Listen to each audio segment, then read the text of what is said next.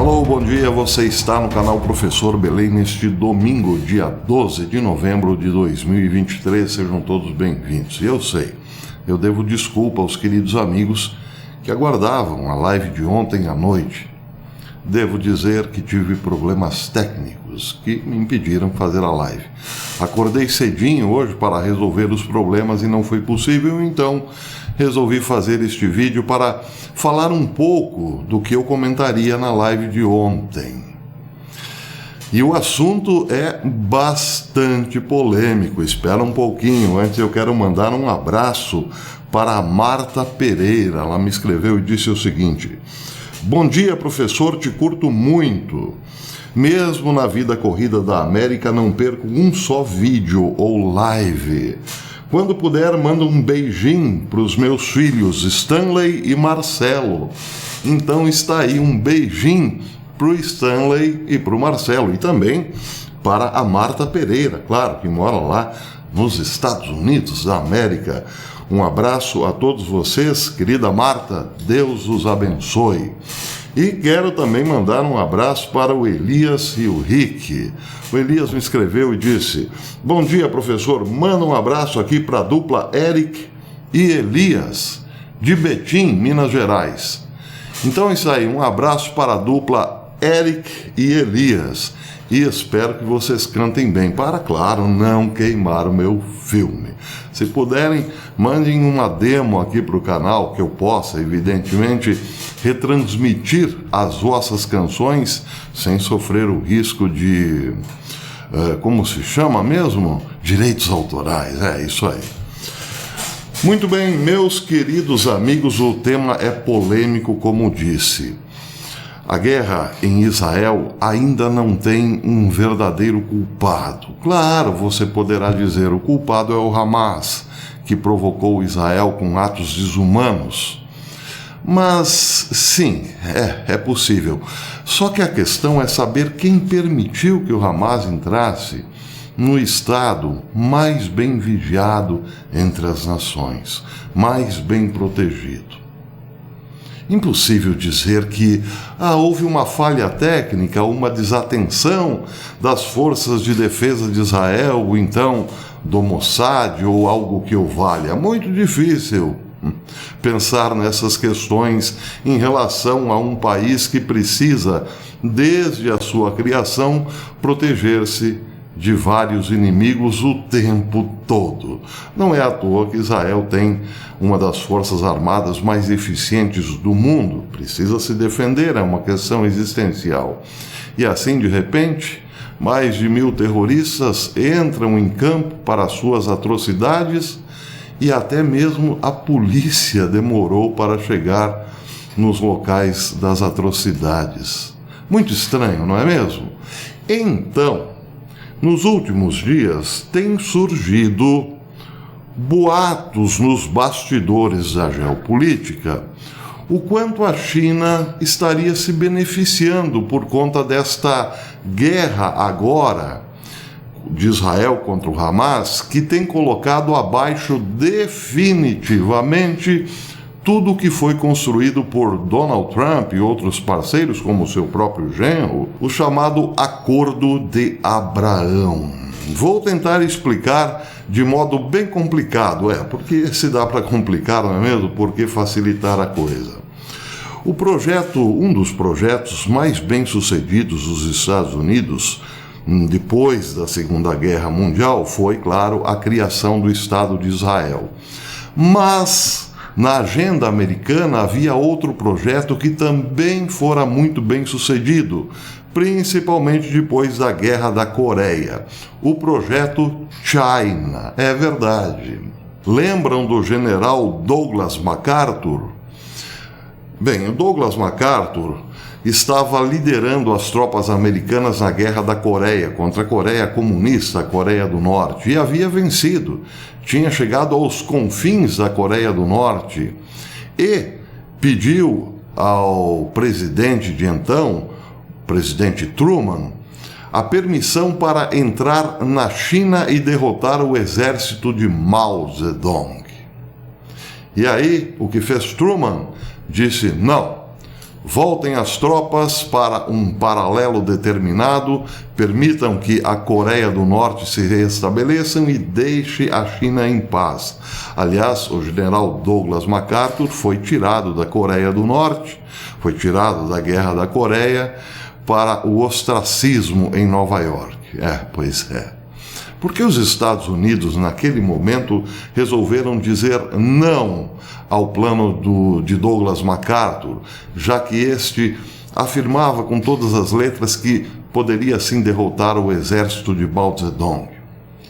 Porque o presidente Truman permitiu que a China de Mao se tornasse a China de Mao, já que poderia ter derrotado um grande braço do comunismo na época. Talvez porque pensara o seguinte: por que termos uma China nacionalista forte que só crescerá fazendo ombro aos Estados Unidos também com uma proposta nacionalista, já que podemos ter uma China dócil e servil enquanto esta estiver concentrada na doutrinação do seu próprio povo? É uma possibilidade, entre outras, claro. Mas o fato é que isso aconteceu. A China comunista tomou sim todo o continente e deixou os nacionalistas na pequena ilha de Taiwan, que hoje, aliás, poderia ser muito mais potente do que já é em termos de inteligência se os Estados Unidos, desde aquela época, tivessem dado toda a atenção que Taiwan merecia.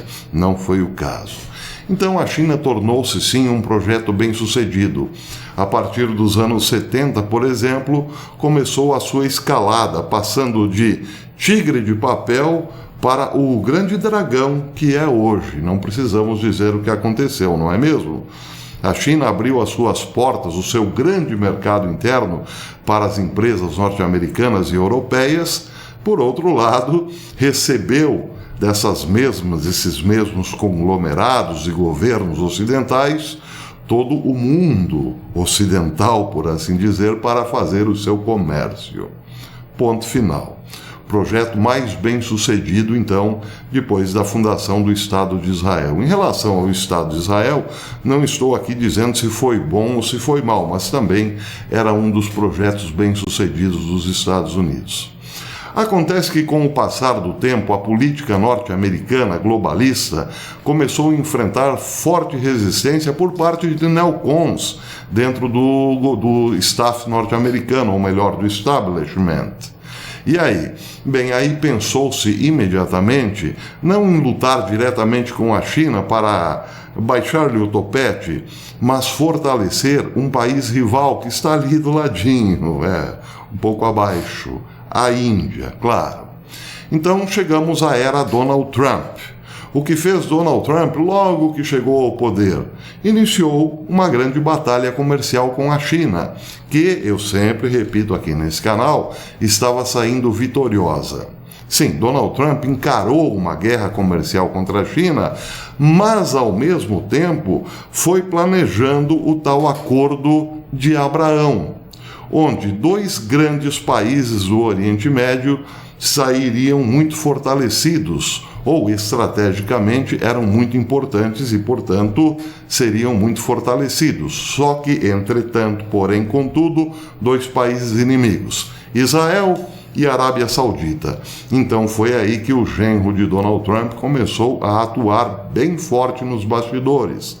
Amigo de Mohammed bin Salman, Jared Kushner começou a costurar um bom acordo, pelo menos que o príncipe Mohammed bin Salman sentisse-se atraído a conversar com Israel, ainda que não reconhecesse oficialmente o Estado de Israel, a, quem sabe, depois de muita conversa no futuro, participar de um grande investimento envolvendo o seu país, mas também os Emirados Árabes Unidos, com Israel para futuras negociações importantíssimas.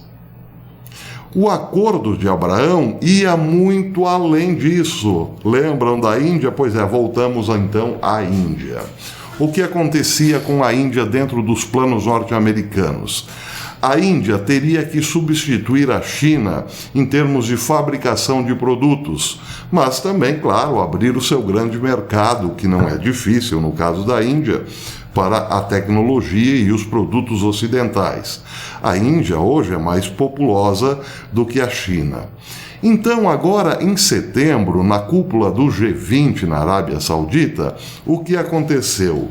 Foi criado oficialmente o famoso IMEC. Você já ouviu falar de IMEC? IMEC é um corredor, digamos, o acrônimo para um corredor que ligaria Índia, Oriente Médio e Europa. Vejam, vocês nesse mapa estão vendo a Índia em primeiro plano. Segundo plano, a Índia, ou melhor, a Grécia. O que tem a ver Índia e Grécia? Pois bem, para que o IMEC funcione, os produtos indianos têm que chegar, evidentemente, ou teriam que chegar na Grécia. Mas passando por onde? Aí entra o plano de Abraão. Saindo do porto, os produtos indianos saindo dos seus portos em direção aos Emirados Árabes Unidos, passando por toda a Arábia Saudita, chegando à Jordânia, depois, evidentemente, a Israel e, finalmente, de Israel para a Grécia. Esse, então, seria o grande corredor do IMEC, que colocaria a Índia como ponta no cenário internacional. Detalhe, a Índia sempre se deu muito bem com Israel. É verdade. Aliás, tem parcerias em alta tecnologia e, portanto, estaria assim também muito disposta a embarcar nesse grande plano junto com Donald Trump. Só que você lembrará, claro, a Índia faz parte do BRICS. Ela faz parte do BRICS, mas se pensarmos bem, a Turquia também faz parte da OTAN. No entanto, é aquele parceiro que não é muito parceiro. No caso da Índia, ela faz parte do BRICS, mas está muito mais aberta às propostas ocidentais, ou estaria, em tese. O fato é que, de repente, houve a guerra de Israel e todo esse projeto veio abaixo.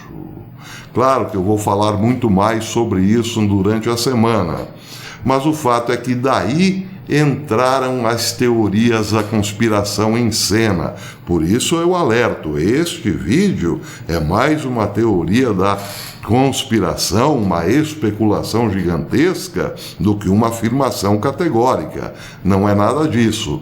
Mas dentro da teoria da conspiração estão então esses rumores, aparecem então esses rumores. A China teria algo a ver com o que aconteceu em Israel desde 7 de outubro? Tchananã! É claro que a China jamais aceitará uma sugestão dessa, uma insinuação deste porte, mas é bom lembrarmos sim que a China perderia muito com o corredor IMEC. E outro detalhe também muito importante: a China tem os seus próprios interesses no Oriente Médio. E por falar em interesses no Oriente Médio, a China não tem lá muita boa vontade com os parceiros americanos. Ela não é super favorável a Israel, até porque não reconhece o Hamas como um grupo terrorista. Já que estamos dentro de teorias da conspiração, muitos também estão dizendo que para Israel não importa muito quem abriu os portões da casa. O que importa agora é eliminar os inimigos perigosos e tirar proveito no futuro para, com acordo de Abraão ou sem acordo de Abraão, continuar sim mantendo viva a chama do corredor IMEC, já que tem também os seus interesses em relação à Grécia, porque por lá entrará cada vez mais o gás da bacia de Leviatã. O fato é o seguinte, meus amigos: dentro desta guerra, onde pessoas inocentes estão morrendo aos milhares, o que a provocou está muito longe de uma bronca de vizinhos. O buraco é sempre muito mais embaixo e envolve muitos interesses. Como disse, eu volto nesse assunto, aguardem. Ele é bastante interessante e polêmico, claro. Mas faço questão de dizer, é teoria da conspiration, ok? Até amanhã, se Deus quiser.